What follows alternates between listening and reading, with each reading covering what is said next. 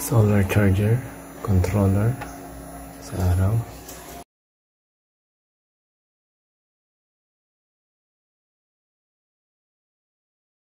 HVD, high voltage disconnect. Kapag umabot siya ng 13.4, hihinto yung charging. Mamatay ito. Pag umabot naman siya ng 12.8, mag-charge ulit siya, iilaw. Halimbawa, pag umabot siya ng 13.0, mamamatay ang ilaw ito. Ayan. Okay. Tigil na siya sa pag-charge. Balik natin.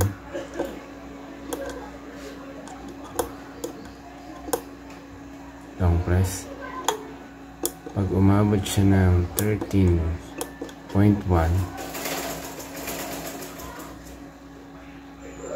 iilaw to, titigil sa pag-charge. Pag bumaba siya ng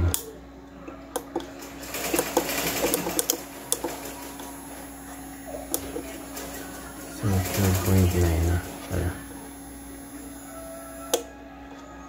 Yun. Pag umabot siya ng 13.0, mamamatay na.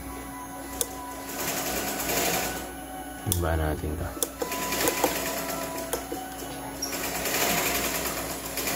12.7. Ayan. Pag nag 12.7, mag-charge ulit siya. Pag umabot ng 13.1, stop charging. Ayan. Tapos, punta dito. Pupunta sa battery. Papunta sa LVD. Ang battery, ito naman,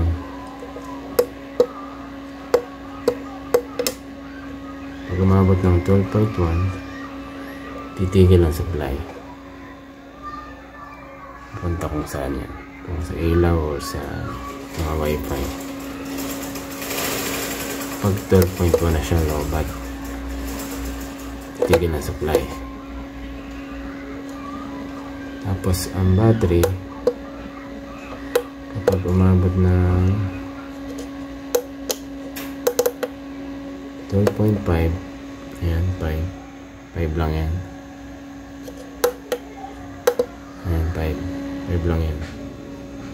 Hindi makita eh. Ayan.